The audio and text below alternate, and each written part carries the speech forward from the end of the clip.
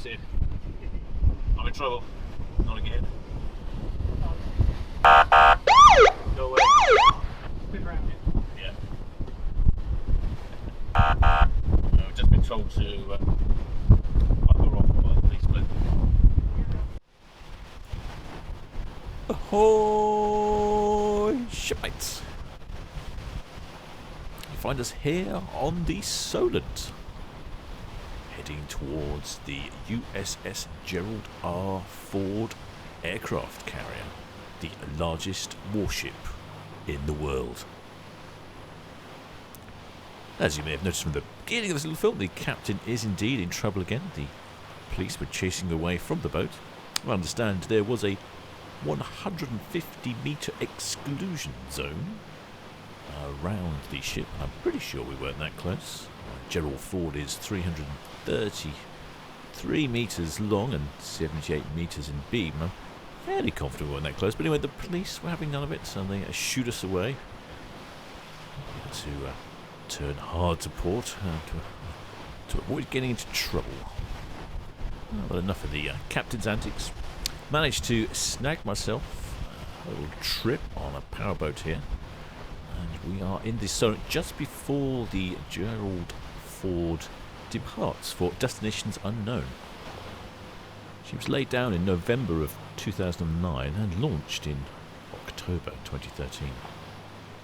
As I said earlier, she's 333 metres long, so put that into perspective for all the local shipmates here. It's about the size of the Queen Mary 2.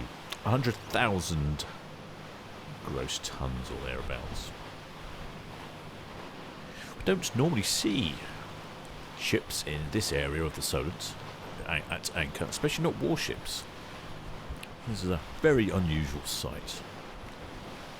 Unfortunately, I missed her arrival as I was busy doing other things, but I am here to see the departure, and the sun is popping its head out. We have some great conditions, a little bit gusty. A little bit of chop here in the Solent. Not the best conditions, but I'm trying to bring you the best coverage I can. I did live stream this at the same time, and I realised the camera there lacked a certain amount of zoom. She is powered by 2 nuclear reactors. It's not often I get to say that.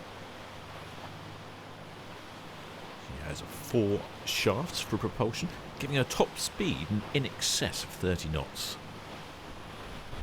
Comparing that to the usual cruise ships we see in port, only bested by something like the Queen Mary 2. Most cruise ships are around 22 knots. She has a total crew on board, including the pilots of the aircraft, of 4,539. These shipmates are on board, consume an average of 7,000 rashers of bacon a day. While the USS Gerald R. Ford has been anchored here in Stokes Bay on the Solent, the crew and shipmates have been enjoying tours of Portsmouth and trips to London. We're just circling round to the stern of the aircraft carrier. Well, we were trying to, not realising that the tug that you can see on the right side of the screen was in fact pulling her around at the same time. She's now underway, departing through the Napoleon forts that exist on the entrance to Portsmouth Harbour. I think from this viewpoint you get a good view on the deck of the USS Gerald R. Ford. There are 43 aircraft on the deck. These include EA-18G Growlers and F-18 Hornets, probably more familiar to the shipmates from the latest Top Gun film.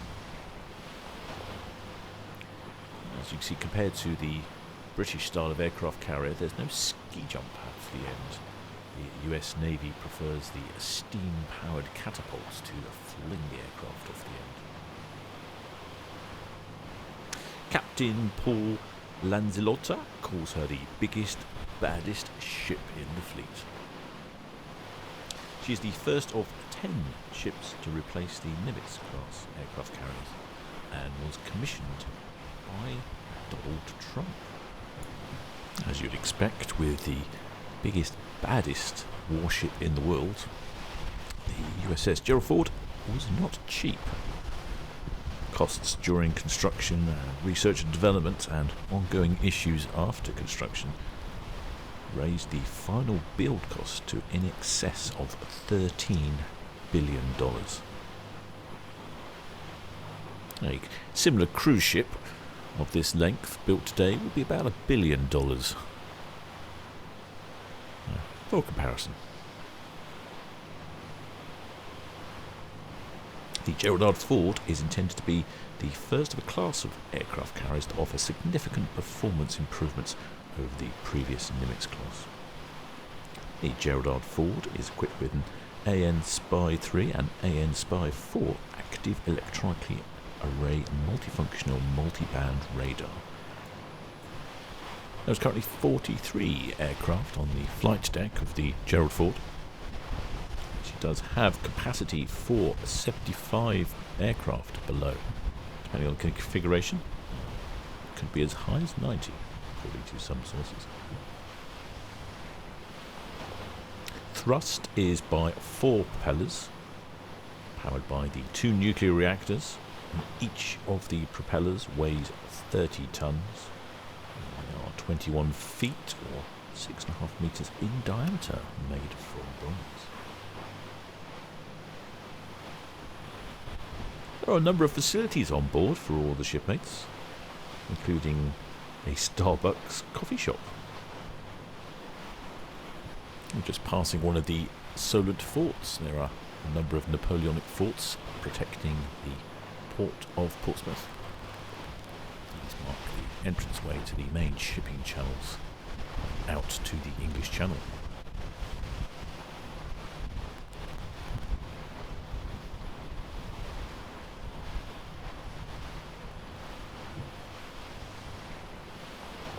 It has been alleged that 200,000 gallons of paint were used to cover the entire of the ship's hull.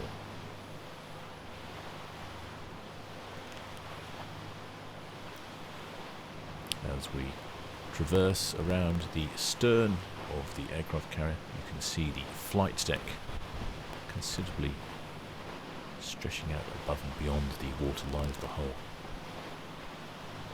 Waterline of the hull is typical of a cruise ship or container ship, somewhere in the region of 40 metres. The upper flight deck being a width of 71 metres, is larger than any vessel we have seen here in port or on the Solent.